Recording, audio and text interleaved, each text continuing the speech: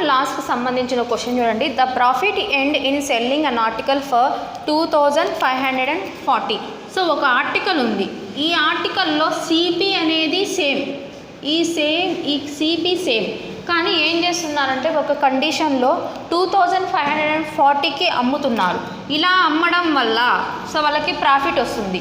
So ఆ profit ఎంత ఉంటుందంటే అది దేనికి ఈక్వల్ అంటే, సో ఇక్కడ 1550కి అమ్మడం వల్ల లాస్ అనేది వస్తుంది, సో దానికి ఈక్వల్. సో ఇప్పుడు ఫర్ ఎగ్జాంపుల్గా ప్రాఫిట్ 30 రూపీస్ వస్తుంది అనుకోండి, లాస్ కూడా 30 రూపీసే వస్తుంది, అదనమాట. ప్రాఫిట్కి ఫార్ములా ఏంటి?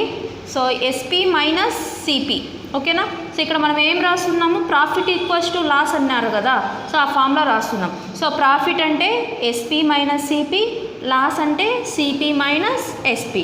సో దీని నుంచి సో 1, 2 అని రాసుకుందాం కన్ఫ్యూజ్ లేకుండా, సిపి మాత్రం సేమ్, ఓకేనా. సో ఇప్పుడు చూడండి SP1 మైనస్, సో ఈ మైనస్ SP2 వచ్చేసి ఇటు సైడ్కి వస్తే plus SP2 it is equals to ఈ మైనస్ సిపి అటు సైడ్కి వెళ్తే ప్లస్ సిపి అవుతుంది. సో ఓవరాల్గా 2CP is equals to, so ఈ రెండు అడిషన్ చేద్దాం. సో 2540ని 1550 ఈ రెండు అడిషన్ చేస్తే రెండు కూడా SP1 SP2 అది ఈక్వల్. సో 0 4లోంచి 4 + 5 9 10, సో ఓకేనా 4. సో 4090 క్యాన్సిలేషన్ చేద్దాం, 2తో 2 1s. సో SP1 SP2 దేనికి ఈక్వల్, సిపి రెండు సిపిలు యాడ్ చేస్తే దానికి ఈక్వల్ అనమాట. సో దేర్ ఫోర్ 2తో 2 2s 0s 2 4s 5s.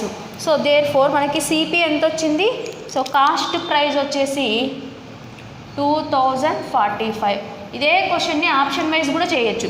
ఇప్పుడు చూడండి ఇవి రెండు వచ్చేసి సబ్ట్రాక్షన్ చేద్దాం. సో 2540లో నుంచి 2045 వచ్చే సబ్ట్రాక్షన్ చేస్తే 10లో నుంచి 5 తీసేస్తే 5, 13లోంచి 4 తీసేస్తే 9 4. సో 495 అనేది ప్రాఫిట్. సో ఇప్పుడు దీంట్లో నుంచి సో దీన్ని వచ్చి సబ్ట్రాక్షన్ చేయాలి. 2045లోంచి లాస్ కాబట్టి సిపినే ఎక్కువ ఉంటుంది కాబట్టి సిపిలో నుంచి ఎస్పి సబ్ట్రాక్షన్ చేస్తే 0. సో ఇక్కడ 14లోంచి 5 తీసేస్తే 9, సో ఇక్కడ 9లోంచి 5 తీసేస్తే 4.